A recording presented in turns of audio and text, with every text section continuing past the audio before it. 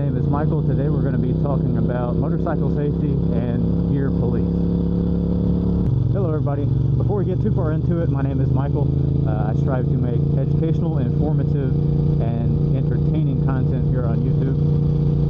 And if you're not familiar with the channel much or the bike, this is a 2002 Honda RC51. So the main topic of today is why gear police are kind of a detriment. And I think it's important to define what I mean when I say gear police. There really isn't one definition. I've seen people use the term gear police to reference a bunch of different types of people. If you're a knowledgeable person and you see that somebody is struggling and trying to understand what gear to wear, what gear not to get, and you give advice, that's not what I'm talking about when I say gear police. I'm talking about the people that will go on to another creator's page or into somebody's comment section, or especially in real life, and say, hey, you should be wearing X, Y, or Z, and you're really kind of a turd for not wearing X, Y, or Z, it's not safe. And unfortunately, I do think a lot of the ATGAT crowd falls into this. And when I say ATGAT, I'm referring to the acronym that stands for all the gear all the time, which means people that insist on wearing a full leather suit to go to the store or something like that. And I think that's fine if you want to do that. But I think holding other people to that expectation is detrimental. So here's why. It's hypocritical. If nothing else, if you take nothing else away from this, please understand that it's hypocritical. Because I'm not going to sit here and pretend that riding a motorcycle is safe. I don't come out here because I want to be safe. I don't hop on a motorcycle because I want to be safe. I hop on a motorcycle because I want to live my life while I have it. I want everybody to be able to enjoy this hobby, and for some people that means riding extremely reserved with a ton of gear, and that's absolutely fine. There's no judgment here. But I will say that holding other people to that expectation, which is exactly what gear policing is completely unrealistic and honestly very self-centered. I do recommend people wear gear, but at the same time, I have been known to ride out here in a full one-piece Alpine Stars racing suit with moto boots, gauntlet gloves, and my FIM helmet. And I've also been known to be out here in literally nothing other than a hoodie, boots, helmet, and gloves. I have seen in person in real time riders talking amongst riders on the showroom floor of where I used to work. And there were people getting legitimately discouraged because these people that I'm calling gear police will go around and throw advice where it wasn't asked for and isn't needed by people just trying to go about their day. If you see somebody not wearing a ton of gear and your first instinct is to go interject your opinion into it, then that's a shitty take. That's not what a good person does. So let's sit and talk. So let's talk a little bit more about gear in general. Whatever goes on your body is none of my business.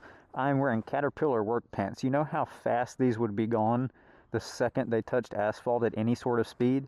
It would be pretty instant. And again, these are pretty tough pants. They're work pants. They're meant for that sort of thing, as far as being rugged and more durable. But I give it not even half a second before it's completely disintegrated and my skin is getting eaten away. And that doesn't bother me a ton. So the first clip that you saw, that was my wreck. That was on my 2003 Honda Blackbird, which I still daily ride to this day. I ended up actually breaking my wrist, and I still to this day have a nice little wiener-shaped titanium plate in there with 9 screws to hold it in place, and I will for the rest of my life, or unless I lose this whole arm, I guess. I was wearing gear during that accident, and it is because I was wearing gear that I came out as good as I did, because at the end of the day, if you're falling with all of your body weight landing on one point on your wrist, no amount of gear is going to save you from breaking your wrist. But it did save me from getting scratched up. So my recommendation will always be to wear gear. I was wearing my Biltwell Gringo S helmet, and I landed square on my face, and the helmet did great. I didn't wear it after that because you're not supposed to, but I did fine. The helmet did exactly what it was supposed to do, where I wore a good helmet. I was wearing a good jacket that is no longer a good jacket because paramedics can and will cut it off of you. And there will probably be a time where I go into full detail about that accident and provide some lessons that I learned because of it, because there were a lot of lessons learned from that accident. But the biggest one of all was I was glad I was wearing gear.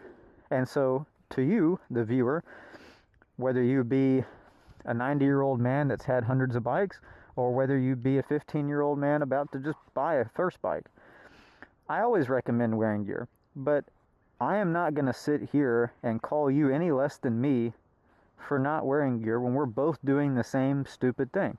9 out of 10 odds say that you are also riding a motorcycle if you watch this video. So if we're both making the arguably suicidal decision to ride a death machine around town, then what good is it for me to tell you to do a stupid thing safer? And that's exactly what I said in my video about this helmet. That's exactly what I said in the helmet review. I don't think that it does anybody any good to sit here and point out the obvious in a condescending way, which is what gear policing is to me and most people. If you want gear recommendations, ask for it. If somebody didn't ask you, maybe don't interject in a rude way. If you think that somebody is not very knowledgeable, because there's a lot of new riders that don't know what they don't know the questions to ask, that's where it's my job and it's your job to politely try to educate people if it is something that you can see they're not doing on purpose. If you want to be someone that's giving advice about gear, all the power to you. Your heart's kind of in the right place on that. But don't be rude about it, and don't try to be a police officer about it. Don't act like there are rules that you have to follow with gear, and the only rules we really have as motorcyclists about gear are helmet laws. And even then, I'm against helmet laws. I think if you want to kill yourself because you don't wear a helmet, that's fine. This is America. You should be able to do what you want. I think seatbelt laws suck too. And I'll probably get a lot of shit for it. In fact, I know I'm going to get some shit for it, and that's okay. I think at the end of the day, this hobby is about personal freedom. This hobby is about freedom. That's what motorcycling is. I'm free to go out here and feel the wind, and if I really care to, if I don't want to wear gear, if I want to ride like a moron, I'm free to feel the asphalt in my ass cheeks. That's the beauty of this hobby, is it's not just one giant safety net holding you back. So to try to take away that one thing from somebody else is very selfish in my opinion. But enough said, let's get back on the bike. I think inconsiderate people who don't have a shred of decency towards others that can't wait to just interject their opinions and their advice into every little facet of conversation, I don't think have a place in the motorcycle community. I've even unfortunately seen some instructors like that just think their word is law, and I just don't agree with that mentality. I don't agree with that way of thinking. I think it's bad. A majority of people that you're talking to, as far as gear, a vast majority of those people know. They already know. They know that they should be wearing X, Y, or Z, and they don't care. Just the same way that we all know we should really be in cars, but we're not. That is why, to me, gear policing is counterproductive, unnecessary, and in a lot of cases, just rude. So, if you enjoyed and think you got any sort of benefit from it whatsoever, I would appreciate a like and a subscription if you do like to see this sort of content.